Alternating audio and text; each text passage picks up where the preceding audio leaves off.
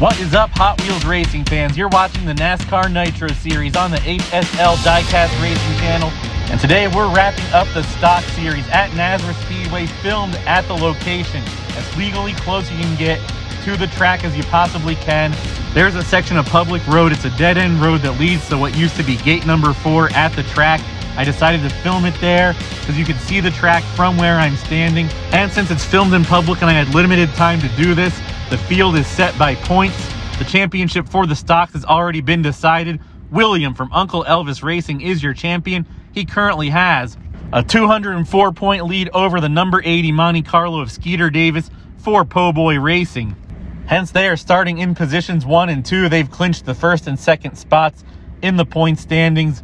And here is the rest of your lineup, all the way back to 43rd place, Tony Stewart. And while the championship may be clinched, there's still an exciting 34-point difference between 4th place Coffee Tart and 10th place Isaac. That's right, 34 points separate 4th and 10th. And meanwhile, in 21st, you have Far Out Jay, the highest ranking of the mid-season mail-ins, trying to jump into that top 20 and leapfrog a few more of the original drivers. Let's see if he can do it here. Still going to be a lot of exciting action on the track.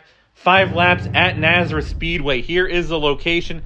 That is Nazareth Speedway and the cement plant that you can see in the NASCAR 2005, 2006, and 2007 video games. We are filming on a pullover spot on the public road as legally close to the track as you can get. Right there, there's the fence. Beyond that, it's Nazareth Speedway property. It's closed off to the general public, but here is the track surface. Flat, kind of like Martinsville, but no split track because there was like a wider racing surface. All the fan cars of the year showed up, and all the track officials are here. And all my former grand marshals have a seat at the finish line right next to the track officials. And we're going to kick things off with your pole sitter and 2025 NASCAR Nitro Series stock champion, William. Next to him, Morgan Shepherd. Behind them, Rusty Wallace, Rowan, Charlie. The field fillers of Elmo Langley, Robbie Gordon, and Tony Stewart. And the gates are down for lap number 1. William runs away with it, takes a multi-car length lead with help from Rusty Wallace. Charlie goes flying off the track, so does Rowan. William runs away with this by almost a track segment. Some style points across the finish line. Rusty in second, Morgan in third, and we got our first El Reco of the day. That is Charlie for the Gimpy Gang. And she's got a long tow truck ride back to the HSL junkyard. And a season that started with lots of promise, back-to-back podiums, including a second-place finish, ends on a disappointing note with a first-lap DNF. And now it's time for lap number 2 of this first segment. William still holds the lead. Rusty Wallace in second place. William with the extra pusher. The gates are down. Morgan Shepherd takes second place away from Rusty Wallace as the whole entire outside row gets bogged down. William and Morgan Shepherd running away from it. Robbie Gordon, coming off an unlikely top 10 at the snow race, moves himself up to third, while Elmo Langley squanders a chance to take second place by driving off the track. And the gates are down for lap number 3. And once again, William, your defending champion, shows you why he's the defending champion, running away from the rest of the field, gets a push from Robbie Gordon, holds on to the lead for lap number 3. Halfway through the segment, William has been dominant so far. Morgan Shepherd moves up to second place, and we've got another El Reco. Looks like we got a double DNF here. Robbie Gordon and Rowan. With just 2 laps to go in the segment, on their roofs and out of the race, they both been in single car incidents. Some relatively clean racing in this segment up until that last lap. Now just 2 laps to go. Williams still dominant so far. Gates are down with 1 extra pusher. William with a 3-4 car length lead over Rusty Wallace.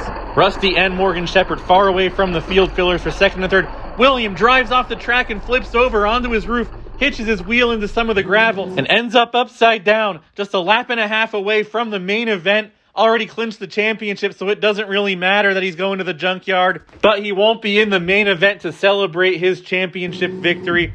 Rusty Wallace and Morgan Shepherd leads the field down for the final lap. The gates are down. Rusty Wallace gets a great push from Elmo Langley, and look at him fly away from the rest of the field. 3-4 car lengths over Morgan Shepherd. Morgan rubber bands up to his back bumper in the second turn. Morgan Shepherd can't get around Rusty Wallace. It's going to be Rusty Wallace to the main event and Morgan Shepherd to the seconds race. And after an action-packed first segment where only half the cars finished, it's time for segment number 2. On the front row is Skeeter Davis, clinched second place. Next to him, Johnson Jr. Behind them, Gator McCluskey, Skeeter's teammate, and Riot Isaac for Puffs Racing. Rowan, Vinny Nightlife, and your 2024 champion Ross Chastain. Relegated to a field filler this year, but they'll be back for something different from the mail-ins. And caution's out for an El Reco. It's Gator McCluskey on his roof out of the race, bins it in the first turn. Gator in the shadow of his teammate Skeeter Davis for most of the season. He's been fast but inconsistent. Ends his season early in the HSL junkyard. Skeeter Davis loses that extra pusher advantage. And look at this. Ross Chastain moves up from 7th to 2nd. Vinny Nightlife up to 3rd. Johnson Jr. fell all the way back to 5th from the front row. The gates are down for lap number 2. Vinny Nightlife takes 2nd place away from Ross Chastain. Skeeter Davis runs away from the rest of the field. Full track segment lead before they even reach the first turn. And we've got another caution. This time it's Vinny Nightlife once again on his roof. His nightmare of a season's finally come to an end. That car he introduced for the finale last year got a top 5 in. It's been a total disaster. He's going to end his season in the HSL junkyard. I mean, it was such a bad season for him that he had to take a second job delivering Christmas trees to Canada in order to pay his bills. And just like that, it's lap number 3, and we're already down to 5 cars in the segment. Skeeter Davis with that extra pusher runs away from Johnson Jr. half a track segment before they even reach the end of the split track. Johnson Jr. hits the wall trying to catch up to him. Everybody else slows down in the middle of turn number 2. It's going to be Skeeter Davis taking the lead for lap number 3. 2 laps to go now in the segment. No changes in position except for Rowan moving to the back. Skeeter Davis and Johnson Jr. tied for the all-time wins lead, so far dominant in this segment. But this time it's Ross Chastain moves up to 2nd place. Skeeter Davis facing the biggest challenge so far of the segment.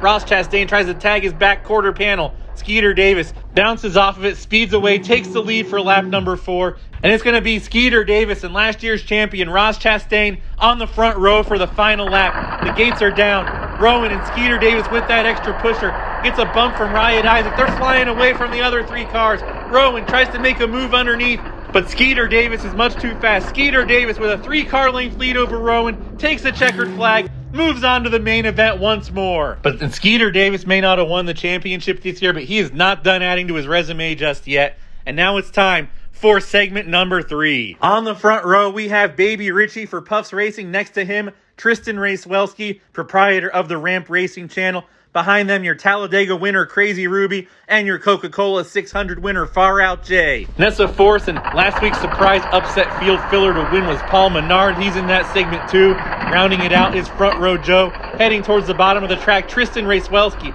gets tossed off the side. Crazy Ruby tries to make a move for the lead on Baby Richie.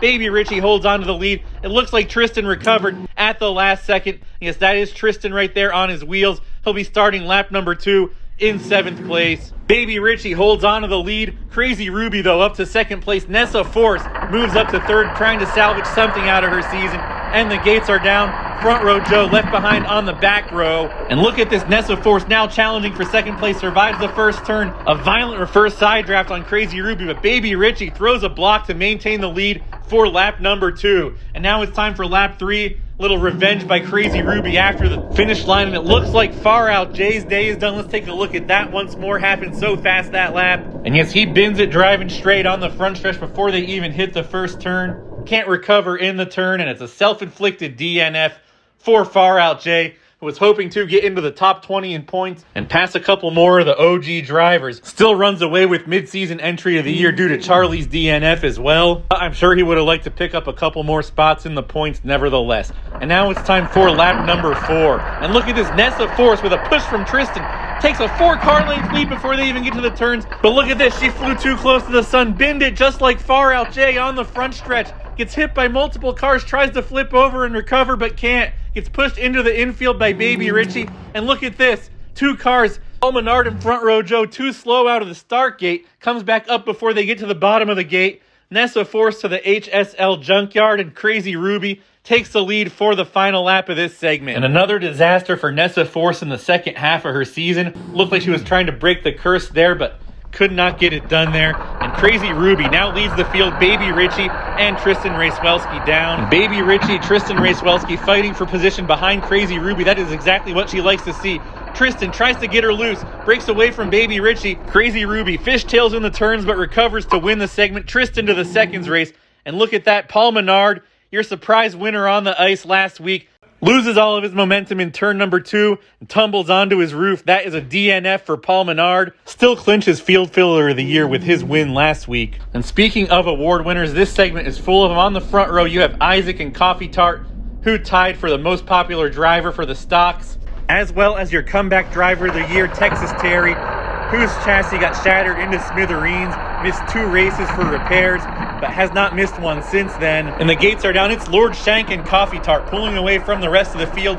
Coffee Tart with a 2-car length lead over Lord Shank to lead lap number 1 of this segment. Tyler Bloodfish moves up from 7th to 4th as well. And now the gates are down for lap number 2. Coffee Tart holds on to the lead, takes a car length lead over Lord Shank, who flips over in turn number 1.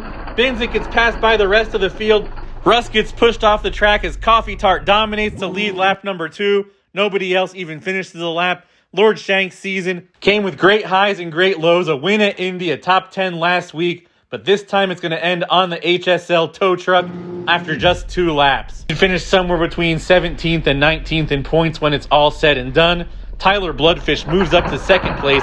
Coffee Tart still dominating this segment though, and the gates are down.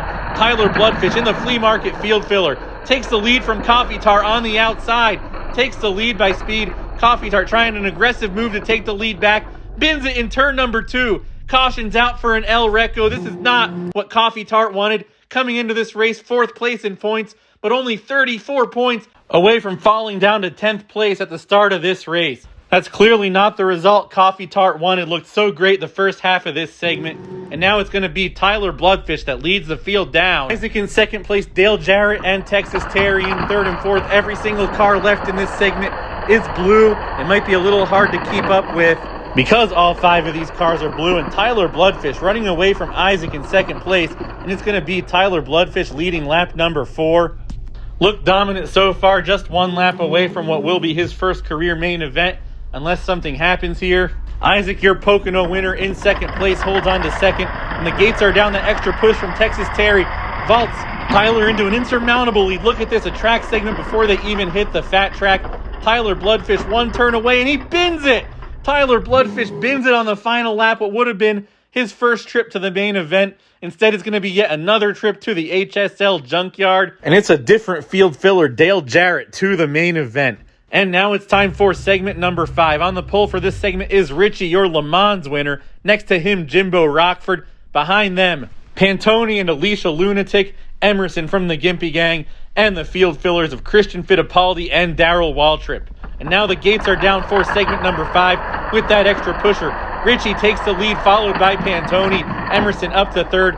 And Richie bins it on the front stretch, cautions out. Gets pushed the length of the track upside down and out of the race. And look at this. Pantone flips himself over to rescue Richie. Richie back on his wheels, but off the track. He'll be starting the segment in last place. That push is costly for Pantone, though. He ends up on his roof and in the HSL junkyard, but not before he gets a standing ovation from the rest of the crowd and the rest of his competitors. And with all that chaos happening at the front of the pack, look at this. Emerson moves from 5th place to 1st. The gates are down. A push from that heavy stock of Darrell Waltrip sends Emerson to the lead with a 2-car length lead heading into the turns.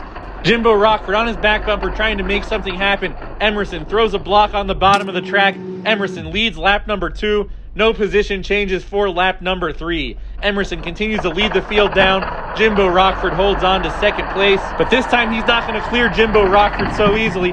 Jimbo gets a push from Alicia Lunatic, and Richie bins it on the front stretch again. Nobody to push him over this time. Cautions out as Emerson and Jimbo Rockford run away from the rest of the field. That is the end of Richie's season this year. A lap 3 DNF. Came into this race 5th in points, a horrible points day for him. And now it's time for lap number 4. Emerson still in the lead. Next to him, Jimbo Rockford, the field filler of Darrell Waltrip. Alicia Lunatic in 4th, and the gates are down. Once again, a great push by Darrell Waltrip for Emerson. And Emerson's flying away from the rest of the field. Half a track segment. Jimbo Rockford tries to catch up one more time. Ends up just punting Emerson forward, and no position changes heading into the final lap. Emerson with the advantage of an extra pusher. The gates are down. Can Emerson get into his first career main event? Looks like it. He is flying away from the rest of the field. Darrell Waltrip tries to make a move for 2nd place on Jimbo Rockford. Jimbo gets away from him, but it's going to be Emerson with a 2-car length lead. heading to his first career main event. Now it's time for the sixth and final segment, the final stock segment of the 2025 season. And on the front row, we have Clyde next to him, N-Count. We got Violet for Sloppy Bear Racing, the mid-season entries of Margot and Gale, and finally the field fillers of E. Marshall and Martin Truex Jr. And the gates are down. Clyde with a good push from Violet, and Violet's known as one of the Stock Series better pushers, gives Clyde a 2-car length lead heading into the second turn. And caution's out for the big one. Gale flips on her roof, collects the whole field behind her. We got a quadruple DNF, it looks like. That is right, everybody on the outside lane as well as E. Marshall are all on their sides or on their roofs out of the race. That is a quadruple DNF, saving one of the biggest big ones for last. A first lap DNF. This is exactly one of those apocalyptic lap 1 wrecks I was talking about in the last video. We're going to show you this on the replay. And it starts with Gale takes the turn too high with too much speed. N-Count trying to get around Violet there. Gets tagged by Gale on his back bumper. Caused him to lose his footing. Meanwhile, the 2 field fillers there, they just got their momentum stopped too fast at the last second. All 4 of them headed off to the HSL junkyard. Not only do we have the auxiliary tow truck, but we had to bring the Zamboni back to clean up all the damaged cars that were on the track there. E. Marshall clinches last place with a first lap DNF after starting second to last. That also brings an end to N-Count's quest for his first career win. He's been to several main events this year, still looking for that first win. And speaking of drivers looking for their first win, all 3 of these guys still looking for their first stock win. Clyde has a win in the Modified Series. He's actually one of the 3 championship contenders that are still mathematically eligible, as we have only 3 cars left for lap number 2. Clyde takes lap number 1, Margot stays in second, Violet third. The gates are down for lap number 3. Violet gives Clyde a good push. He takes a car length lead right over Margot straight out of the gate. Margot, though, not giving up, tries to rubber band up to Clyde's back bumper, tries to move underneath. Clyde sees what she's doing, moves to the bottom end of the track before blocking can get very dangerous. And they just got to ride it out 1, 2, 3 for 2 more laps, and they will all have a decent points day. Margot looking for her first top 10 since her debut at Sonoma. Good position now for it. Clyde grows his lead even more with this lap. Margot gets a little squirrely moving into lap number 1. She loses all of her momentum. Violet takes over second place. Clyde leads that lap by half the track lane. Clyde 1 lap away from the main event. He's got a pusher and Violet doesn't. And look at this, the gates are down. The inside lane just flies right past Violet. Margot's going to need a miracle to beat Clyde. Margot gaining ground in the first turn. Clyde gets squirrely. Margot moves underneath to take the lead. Gets reverse side drafted by Clyde and thrown off of the track. Clyde moves on to the main event. Violet to the seconds race. And Margot to the thirds. And now it's time for the placement racing. Kicking it off is the fourth and fifth race. On the front row is Johnson Jr. and Alicia Lunatic. Behind them, Russ, Alicia's teammate, as well as the field fillers of Front Row Joe, Ross Chastain, Christian Fittipaldi. 20 of Tony Stewart's in there too. Johnson Jr., though, flies away. Russ in second place. Tags Johnson Jr.'s back bumper. Just pushes him further to the lead. Johnson Jr. leads the fourth and fifth race. He's got an extra pusher for the second lap of the fourth and fifth race. Russ on the outside row. His teammate Alicia Lunatic in third. Alicia and Johnson Jr. leaves everybody else behind in the dust. A single file line heading into turn number 3. It's going to be Johnson Jr., Lunatic, Alicia, and Russ for third. Johnson Jr. moves on to the thirds race. Alicia second place there. That's Christian Fittipaldi, the lowest finishing finisher. And Front Row Joe edges out Tony Stewart for a spot there. Well, that's for 23rd, 24th, and 25th, meaning there was 18 DNFs during the segment racing. And now it's time for the thirds race. On the front row is the Puffs Racing teammates of Baby Richie and Riot Isaac. Behind them, Texas Terry, your stock comeback driver of the year, as well as Margot, the field fillers of Elmo Langley and Darrell Waltrip. And cautions out, Baby Richie's on his roof and out of the race. Alrighty, we've got ourselves a DNF. He bins it on the inside lane on the front stretch. I don't know exactly how he did that, driving in a straight line.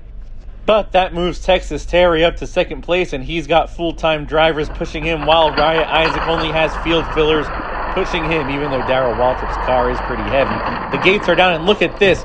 Texas Terry flying away from the field. He holds a car length lead over Riot Isaac. Riot Isaac tries to make a move for the lead, but it's going to be Texas Terry muscling his way up from the fourth place starting spot into the seconds race. And the comeback driver of the year for the Stock Series is not quite finished yet. He's joining his teammate Morgan Shepherd in the seconds race. alongside Tristan Racewelski, Regular Isaac, Jimbo Rockford, Violet, and Sawyer. And Sawyer gets caught up on the start gate. As soon as that barrier drops, we have another front stretch DNF. This time it's Tristan Racewelski. Morgan Shepherd drives off the track and bins it, driving in a straight line as well. Isaac leads that first lap. Now let's check on Sawyer. He is on his wheels. He'll stay in the race. Tristan Racewelski credited with 13th. Morgan Shepherd will be credited with 12th. And now the gates are down for lap number 2 of the seconds race. Isaac, with that extra pusher, runs away from the rest of the field. Jimbo Rockford trying to make a move for the lead. He right rears Isaac, squeezes into the upper lane, pushes Isaac off of the track. The field bunches up behind him. It's going to be Jimbo Rockford moving on to the main event for the first time in his new car, for the first time since race 3 at Le Mans. Isaac, Texas Terry, and Violet round out your top 10. That was Sawyer on his roof. He's going to be scored in 11th place today. And now it's time for the final stock main event of the year. On the front row, Skeeter Davis and Clyde, Rusty Wallace, and Crazy Ruby driving identical castings in the second row. It's rounded out by Emerson, Dale Jarrett, and your seconds race winner, Jimbo Rockford. And look at this, Skeeter Davis flying away from the rest of the pack. Rusty Wallace moves up to second, Emerson to third. Emerson will be starting behind the leader. And we have our first caution out for the main event. It's Clyde. He bins it on the middle stretch. That erases the extra pusher advantage for Skeeter Davis. But he's been really fast all year long. The gates are down for lap number 2. This time, Rusty Wallace without any assistance. Side-by-side battling first. Now Emerson tries to make it 3 wide. Gets his nose underneath Skeeter Davis. Skeeter Davis bounces and slides right off him. Leads lap number 2. Emerson moves up to second. And we got our second DNF of the segment. It's a double DNF. It's Rusty Wallace and Dale Jarrett. Both of them lose too much speed in the middle of the turns, as you can see on the replay. 5th and 6th place, respectively, for Rusty Wallace and Dale Jarrett. Now, just 2 laps in, we're already down to 4 cars. Skeeter Davis and Emerson on the front row. The gates are down. Skeeter Davis with a car length lead heading into turn 1 over Emerson. Crazy Ruby passes Emerson for second place. Now they're single file across the finish line. Crazy Ruby moves up to second, looking for her second career NASCAR Nitro Series victory. Meanwhile, Skeeter Davis looking to break the 3-way tie for the all-time wins lead. Skeeter Davis leads by 2 car lengths with a lap and a half to go. They fall into single file line across the finish line. Skeeter Davis 1 lap away from breaking the 3-way tie between him, Johnson Jr., and Burt Buzzard.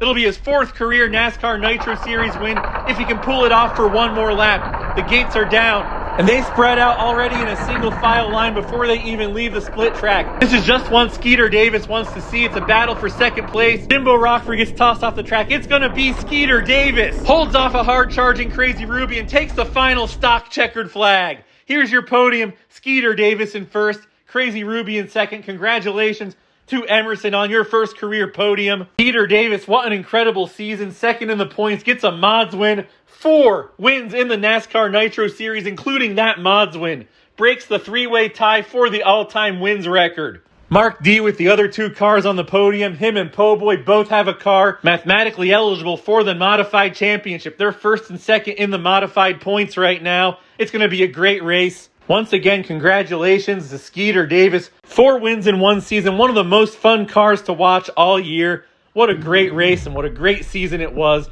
And now it's time for the Polish victory lap. On the inside, your champion William and your season finale race winner Skeeter Davis get to drive down the track in reverse just for fun, because it's time for a Polish victory lap. They have both earned it. It looks like Skeeter Davis is going to get loose. William is going to take the Polish victory lap just for fun. And here are your results. Skeeter Davis with 200 points in first.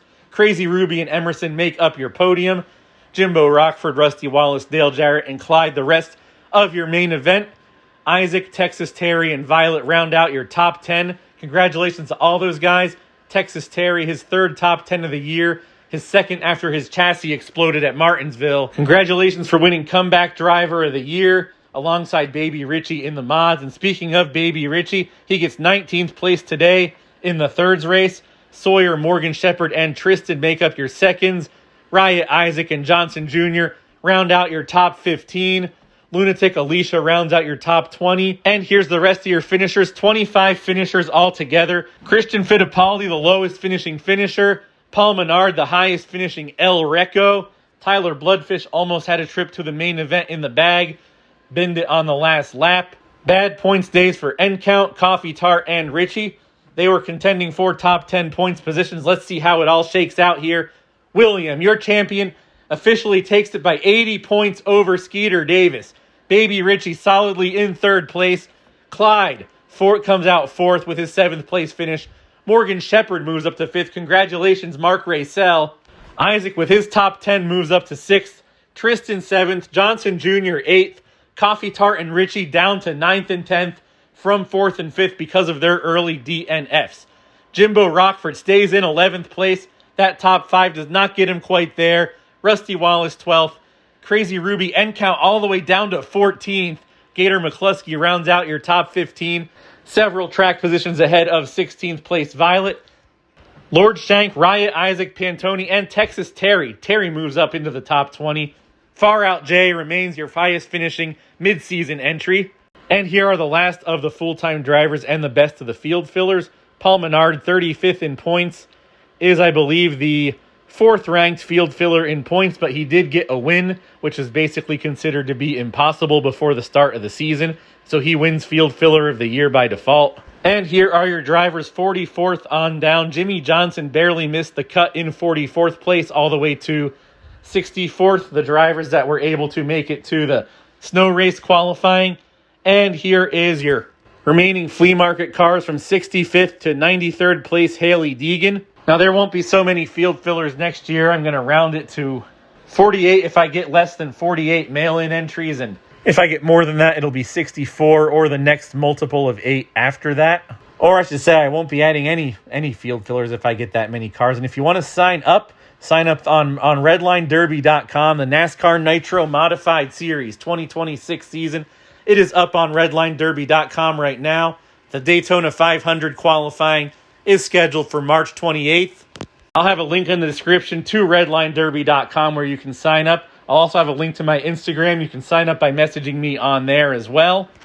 The weight limit is 70 grams. Anything that was used in NASCAR, IROC, or ARCA is legal, including regular cab, F-150s, Tundras, Silverados, and Dodge Rams.